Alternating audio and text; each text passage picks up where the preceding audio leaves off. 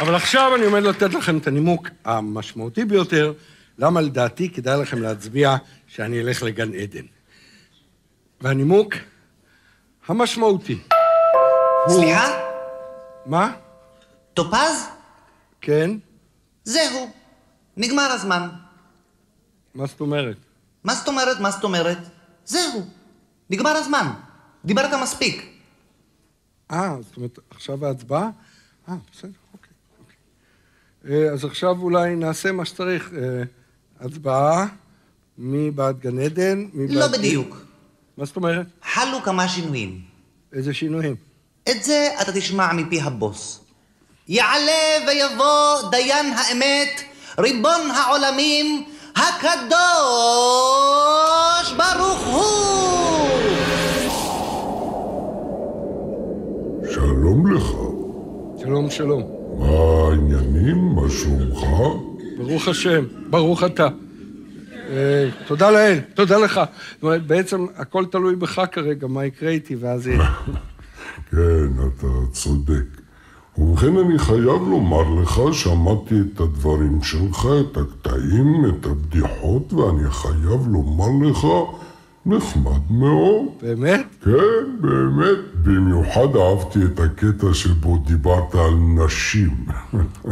עכשיו אתה מבין למה החלטתי להישאר לבד. כן. בכל אופן, אתה לא הולך לגן עדן. מה? תרגע, אתה גם לא הולך לגיהינום. לא גן עדן, לא גיהינום, אז מה קורה איתי? מה?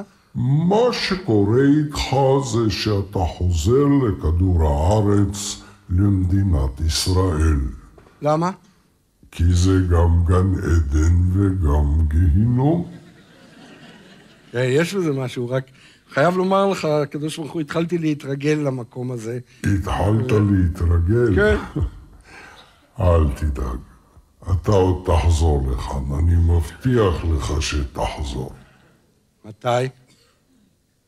מתי? כן. אל תדאג, יש לך זמן. יש לך עוד הרבה זמן. תודה לך, הקדוש ברוך הוא. תודה לך שאתה מחזיר אותי. אין הרבה אנשים שיזכו לחיות את החיים שלהם פעם נוספת. ותודה שאתה מחזיר אותי לישראל, כי אני... לא כי הארץ כל כך טובה, פשוט אני רגיל. אני מכיר. אני יודע. אני אוהב, אני שונא, איזה ארץ. הארץ היחידה בעולם, שאתה אומר בה אירוע, זה יכול להיות אירוע חבלני, אירוע מוחי, או הגרוע מכל, אירוע משפחתי. הארץ היחידה בעולם, בשער של הקניון עומד אתיופי, בשער של הכדורגל עומד מרוקאי, ואת המשכורות שניהם מקבלים מרוסי. ארץ היחידה בעולם שילדים בגן באים עם שני פלאפונים. אחד לשלוח אס-אמסים, השנייה לקבל הודעות מההורים שהם מבזבזים להם כסף. ארץ היחידה בעולם שבחורים צעירים נוסעים למזרח הרחוק רק כדי לפגוש את הפועלים שיטפלו בהורים שלהם בעוד 30 שנה. ארץ היחידה בעולם שיורד בשלג יום וחצי בשנה, אנשים קונים ציוד סקי ב-20,000 שקל, אחר כך יכולים להתגלץ' על הניילון בחרמון. ארץ היחידה בעולם שאתה הולך ברחוב, אתה אומר, וואלה, זה בטח מרוקאי, זה רוסי בטוח, זה תימני. עד שאתה רואה את שלושתם בחוץ לארץ, אתה אומר, אלה בטח ישראלים.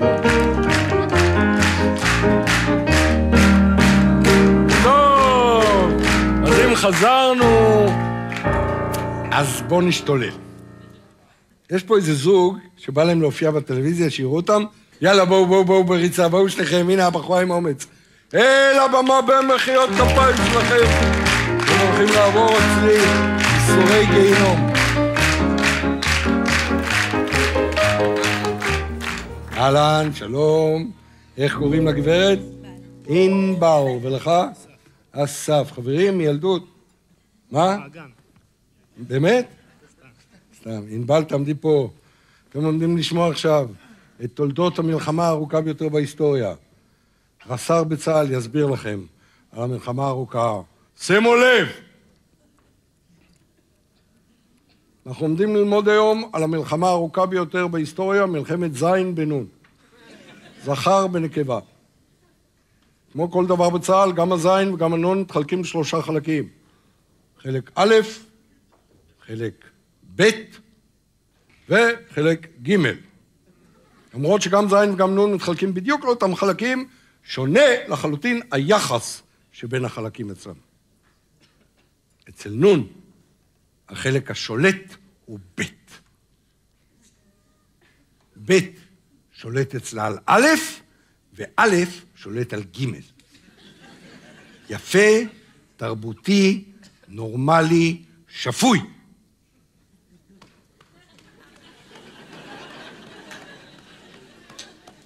אצל זין לעומת זאת, החלק החזק ביותר הוא ג'. ג' שולט אצלו גם על ב' וגם על א'. עכשיו למטרות הקרב. מטרתו של זין פשוטה.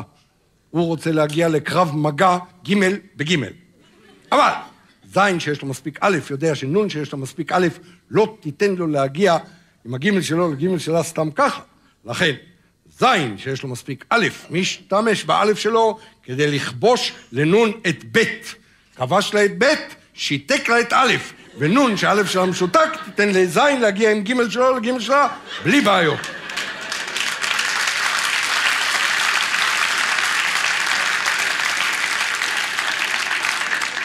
אצל נון המטרה שונה לחלוטין, היא לא רוצה לקבל מזין רק את א', רק את ב' או רק את ג'. היא רוצה את כל הזין. אבל נון שיש לה מספיק א' יודעת שזין יוכל להשיג אותה רק אם הוא ייתן לה ת' נון, טבעת נישואין.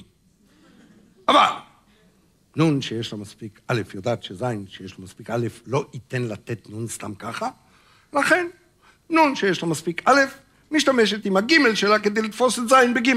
תפסה אותו בג', שיתקה לו את ב', שיתקה לו את א', וזין שא' שלו משותק, ייתן לנון ת' נון בלי בעיות. הבעיה, אחרי שזין נתן לנון ת' נון, הג' שלו ממשיך לרצות ג' של אחרות, וזה כל הסיפור.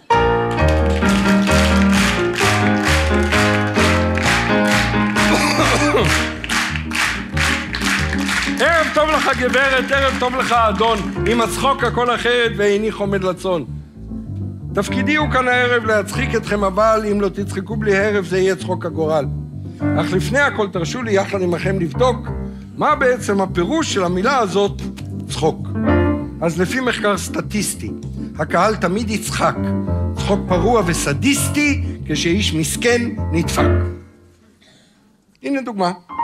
אחד עולה לאוטובוס, ניגש הנהג, אומר לו, נסלח לי, אתה מגיע לתחנה מרכזית? הנהג אומר לו, כן.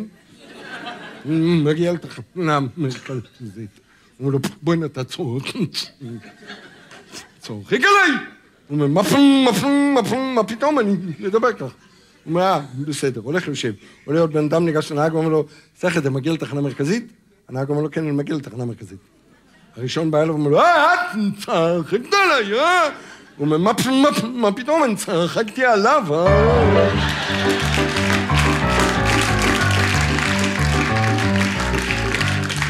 יש עוד אחד.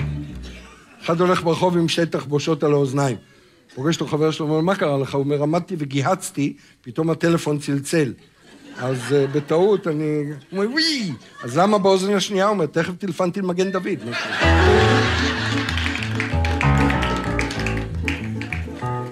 כן, זה קל מאוד בינינו כך לצחוק על מסכנים, אך ישנם בדיחות אצלנו גם על ילדים קטנים.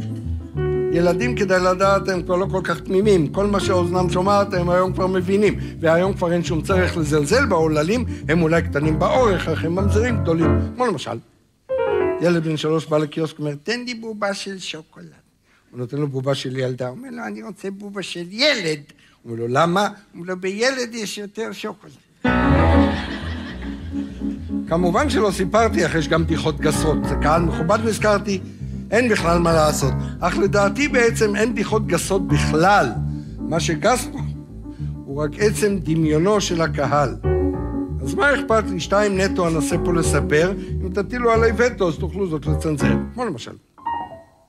אני לא אומר מילה גסה, מילה. אתם תראו איזה ראש מלוכלך יש לכם. ציפור באה לציפורה על העץ. אומר לה,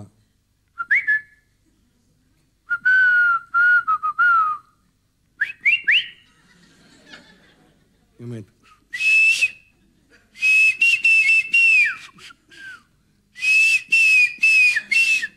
אומר לה, היא אומרת לו, הוא אומר לה, אף לעץ שלו. אחרי שעתיים היא מתעוררת, שוטפת מקור, מצסתחת את הנוצות, ונזכרת בצעתו. עוברת לעץ שלו, אומרת, אומר לה, אומרת לו,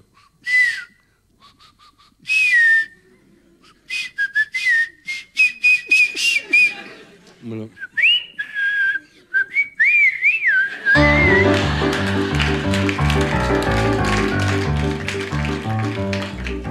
הנה עוד מילה, 3 אשכנזים דיברנו, 3 אשכנזים, בגיל 75 החליטו לנסוע ליפן, הייתה איתם בעיה, קראו להם ינקל, ברל ושמרל. אמרו להם, ככה לא יצאו ליפן, היפנים זה המצבני, יודעים ג'ודו, קראטה, ישמעו ינקל, ברל, שמרל, צברוכן, דגן זה פרצוף שלכם, ותקראטה, אתם צריכים לשנות את השמות ליפנית. הלכו וקראו לי ינקל יוק, ולברל בוק, אז שמרל אמר שהוא לא נוסע. זה צחוק אשכנזי בלבד. הופעתי באופקים, סיפרתי את הסיפור הזה, אחרי הסיפור הקהל יושב ככה. למה לא נוסע? אין לו כסף? וזה מזכיר את הסיפור על מרוקאית, זקנה, שבאה לחברה שלה ואומרת, אז תגידי לי, מה זה שמוק? אתה לא יודע, זה מילה של אשכנזים, אני אשאל בעל המקולת שלי פרידמן. הולכת פרידמן, אג'ילינה, תסביר לי פעם אחת לתמיד בחיית זין בבק. מה זה שמוק? הוא אומר, את רוצה לדעת מה זה שמק? בואי אני אראה לך. הוא מראה לה, חוזרת על החברה שלו, אומרת, שמוק זה כמו זין, רק יותר קטן. כל אשר לכם סיפרתי זה טיפה קטנה בים. סיפורים רבים הכרתי לו, אמנה כאן את כולם. רק אומר שלהצחיק פה זה אינו פשוט בכלל. האומן אינו מספיק פה, כי דרוש לו צחוק קהל, ועל כן כל צחוק נרימה, כי הצחוק הוא מתנה. כל עוד צחוק בלב הפנימה, יש עתיד למדינה. תודה רבה.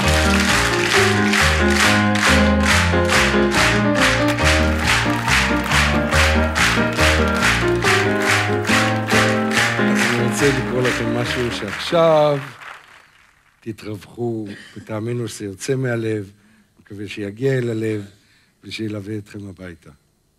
הקטע שאבא שלי כתב לפני 45 שנים.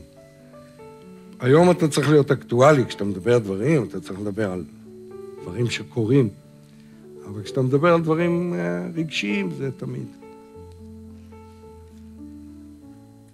האושר יש חושבים רחוק ככוכבים. אני אומר, קרוב הוא, כאן על יד. אם רק תמצא העוז, היטב בו לאחוז, שלך הוא ידידי, שלך לעד. אולי זה קצת מורכב, אך זהו המצב. כי ככה זה, כך זה מן הסתם, מה סוף סוף דרוש לו לאדם? חיוך מעט, מילה טובה, מבט, והעולם שלו על כף היד.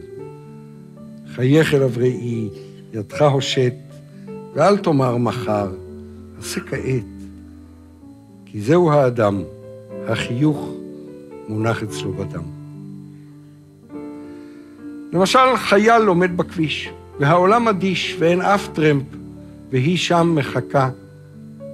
עברת על פניו, אל נא תאמר לו לאו, עצור המכונית רק לדקה. עניין של מה בכך? חייל זאת לא ישכח. כי ככה זה, כך זה מן הסתם, מה סוף סוף דרוש לו לאדם? חיוך מעט, מילה טובה, מבט, והעולם שלו על כף היד. באוטובוס קהל נוהר, צפוף ומתנועע, בין העומדים אישה אחת קריסה כבר בין שיניה, ואיש לא זז ואיש לא נע פה מסביבי. בבקשה גברתי, הרי לך מושבי. היא אז הביטה בי ואנוכי נשבע, כי במבט שלה ראיתי את ליבה. אדם קונה במחיר כרטיס של אוטובוס את עולמו. אם יש לו לב, הוא קצת נימוס. אולי המחיר לא די, אך זה תמיד כדאי. כי ככה זה חיוך, מילה, מבט. עולה חדש ברחוב עם כתובת של קרוב, והעברית שלו אינה טובה מאוד. אם הוא שואל דבר מה, נסנה בלי חימה לשמוע. להסביר, קצת ללוות. כי ככה זה, כך זה מן הסתם. מה סוף סוף דרוש לו לאדם? חיוך מעט, מילה טובה, מבט, והעולם שלו על כף היד. חייך אליו ראי, ידך הושט, ואל תאמר מחר, עשה כעת, כי זהו האדם, החיוך מונח אצלו בדם. מכל אשר אמרתי, דבר אחד ביררתי. אם רצונכם לגרום גם לי קצת אושר כאן, חייכו, קרצו עיניים, לכו לי עוד כפיים, כי זהו כל אושרו.